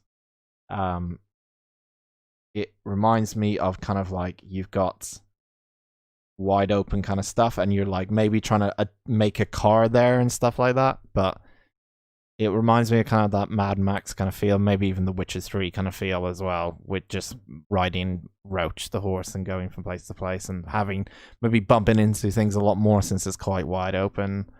But yeah, they have said it's a different experience to what Night City is, which is quite cool. I also noticed this public. I don't know what public means. I don't know what that means. I noticed that and I was like, what does that mean? I don't know if it appears on any other gameplay footage.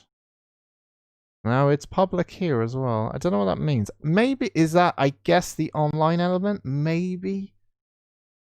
Is that to do with your online status and things like that? Maybe? I don't really know, but I just noticed this public thing in the top. I might be completely wrong with this, but either way. The way you describe the Badlands, it seems like a good complement to the city, somewhere to escape to if the city gets too claustrophobic. Yeah, I think that's what they're trying to do in terms of compensating for like Night City being this bustling kind of metropolis and stuff. The Badlands is very much the opposite, and that's kind of cool that you have two different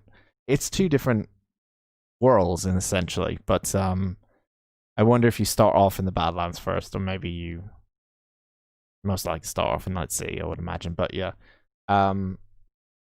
it's kind of cool because you do have two sides of the coin. You have like this very busy, lights everywhere,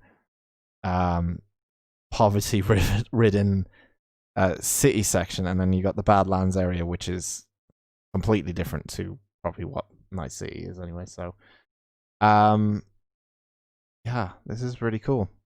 Really cool. I like that idea of having two different worlds, essentially, or two different areas you can explore and stuff.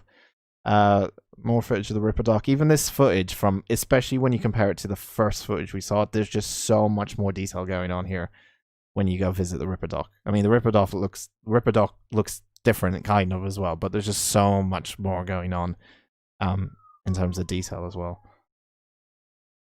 And what else did we see? So we saw the Netflix thing, which is quite cool. It's coming out in 2021? 2022, sorry, 2022. Cyberpunk Edge Runners. Trigger, I've heard of Trigger.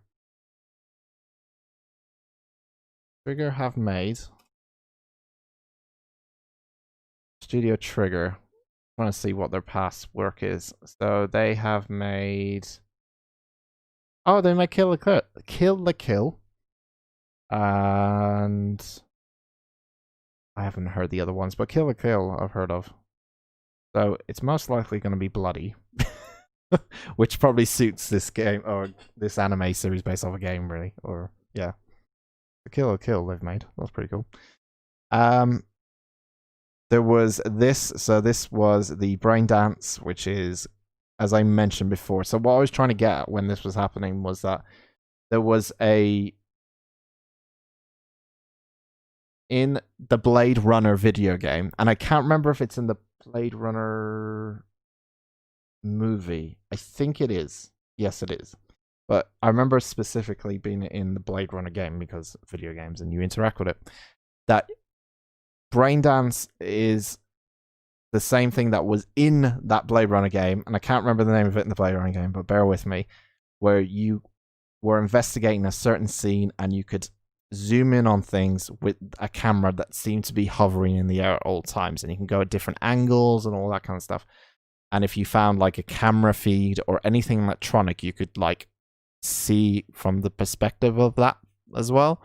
And that's essentially what Brain Dance is. It's an investigation tool. So if you're doing investigations and stuff, that's essentially what Brain Dance is going to be used for. Nothing too mind-blowing. It's cool that it's there. It's a cool feature. I kind of like it. It does remind me of Arkham games a little bit as well, with the investigation kind of thing you did in Arkham. But it's essentially trying to find clues in a scene at specific points, and then progressing or trying to find out new evidence or new news about whatever you're trying to chase down or something, or whoever you're trying to chase down. I don't think there's anything else major, I would say. There's a couple of scenes here as well. So I guess Jackie's not dead. I think the only reason they showed the Jackie dying scene is they're trying to get two sides of the coin, where it's like, here's everything going right for you, and here's everything going bad for you. And they kind of did that as well with the actual trailer that they showed at the start, where it's like, look, we're making money, everything's going fine with you, everything's going great. But also, your decisions are going to affect the story either way. And that's kind of the main thing they've got over a Grand Theft Auto game, so to speak. And I don't want to compare it to Grand Theft Auto because it's a different type of game. But scale-wise, budget-wise, all that kind of stuff, it's on the same scale as Grand Theft Auto. And does this look cool? I'm guessing this is the Badlands. This was like, I get a good shot here. This is the farm. This is what farms look like. I think I'm trying to remember my Cyberpunk lore, but essentially you've got like heat source coming off here because like there's no sun unless they're in a dome. I'm not too sure. Unless it's in a dome because you can't really see the sky. But greenhouses, farms, artificial sunlight, all that kind of stuff. Or even, no, that's a billboard. That might even be a billboard. I might be wrong in there. But most likely artificial sunlight and stuff like that going. No, it's artificial sunlight. Yeah, it looks like it. Yeah, there's a lot of cool things in the Badlands that they shown off, and that was kind of cool. And it seemed like they're going to have one more of these because they said we'll be back this episode of Night City. So I think they might have maybe, as the build up to November happens, and hopefully it comes out in November, but you never know, they're going to have more episodes just detailing more stuff. So I think that's why it was kind of short, because they don't want to give too much away too quickly, and they'll just slowly build it out. So that was it. That's my camera. That was it, pretty much. And there was also stuff about Salsa Quest Designer and his amazing book of all his notes and stuff. And yeah, it's in the old Blade Runner movie. Yeah, I couldn't remember because 2049 is still in my mind a little bit because I've seen that a lot, and I can't remember. Oh, but yeah, the zooming thing, that was it. Yeah, so they used to do it on in the Blade Runner game. You would have like a surveillance camera, and if you saw someone's face, you could zoom in on their face, and then you could rotate the camera around their head so you could see cells on their face and stuff like that. The best thing is the price content ratio, not after your money or parents' money, like other companies. I assume this is played on an expensive PC build. The first question, yeah. Yeah, they're not, I mean, they are, look, they're a business, after all. Like, they're like any other business, they want your money. That's just how business works. But I think what they're doing is they're just trying to take a different route than a lot, and I'm talking about a lot of games companies do, in terms of how we buy video games. There was actually, I think it was the ex-vice president of Sony, Jack, I can't remember his name, but he came out a few days ago and he said that we should be making shorter games. That's an ad. Well, I need to get rid of that video, sorry. We should stop making games so big and so large and so like 100-hour games and stuff, and just focus on making 16-hour games, 20-hour games, because the price you pay for a video game at the moment is not sustainable for making games this big, and they cost a lot of money and blah, blah, blah. So they either fear that, you know, everyone's going to try and make the biggest next thing, and unfortunately it's going to come at the cost of raising prices for video games. But while I agree with that point, I think what's a better idea is that if companies who make these huge AAA games or whatever are just more honest with people in terms of what they get when they buy a game.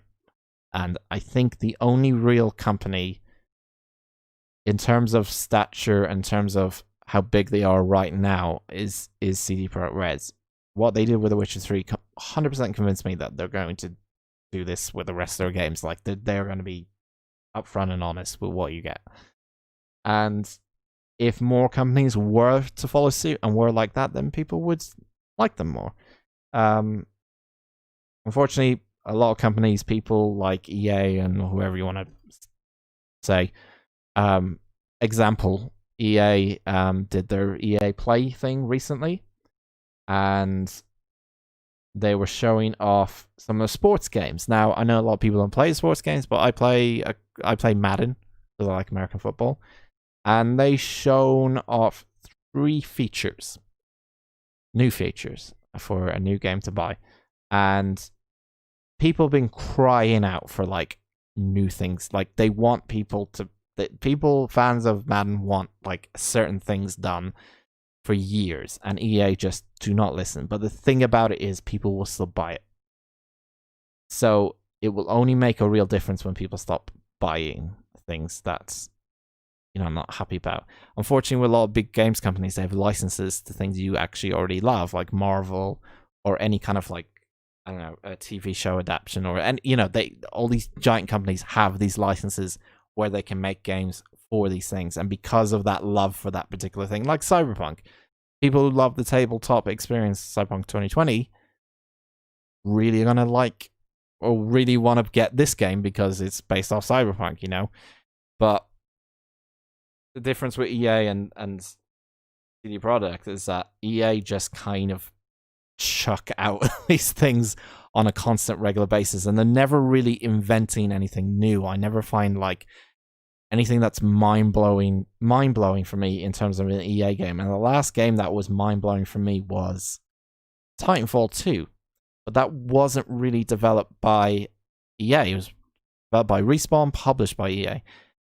And they're probably not going to make another one because it sold okay, but the problem is that it's just one of those games where, unfortunately it's tied to an EA kind of EA publishing deal, and they're not able to get out of it. But yeah, I think, getting back to my original question, I went on a tangent there. Getting back to my original point is that, yeah, I do believe that what they're doing is trying to show a better norm for AAA companies to follow. On top of that, though, there is going to be an issue with rising prices of games. I do feel, especially in next year. I think next generation games are going to be more expensive, by about $20 more, or £20, I think. So, was it currently $60 in America? So that's about £50 here. So around 80 or 90, I think. I honestly think that a lot of games are going to be like that in the next generation. And what the Sony executive was saying, that if we make shorter games for less money and stop making these 100+ hour games, then you won't have to spend so much money, and we won't have to raise game prices. But so get used to Cyberpunk, because it might be a very expensive game. The next one they make, or the next Grand Theft Auto, might be an expensive game from now on. But yeah, I assume this is being played on an expensive PC build. I also assume too. I don't think any of that footage was off PS5 even. I assume it's an expensive PC build, yes. But if there's one thing that they would try to do, is to make sure that, especially because this game is going to be played off the old gen, I would say, or the old gen. Do we call PlayStation 4 and Xbox One old gen now? But yeah, I guess it is. They're trying to make the game work for that as well. So that is some kind of light at the end of the tunnel. If you don't have an expensive PC build, this game will probably still run, because it's going to be running on PlayStation 4s and Xbox Ones and stuff like that.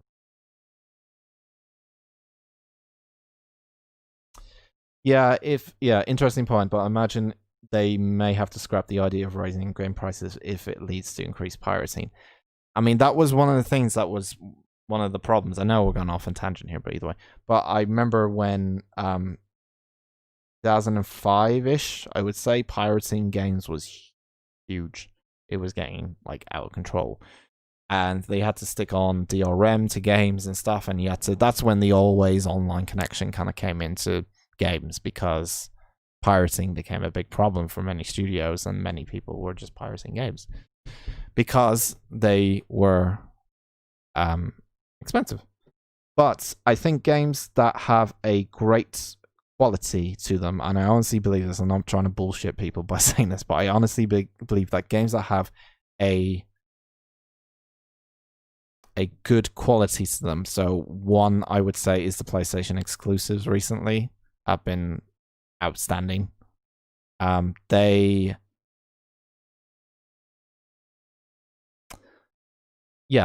say that games that like show that I think you're more likely to pirate a sports game than you are The Last of Us. That's all I'll say on that subject. I think that especially if it's something that comes out yearly,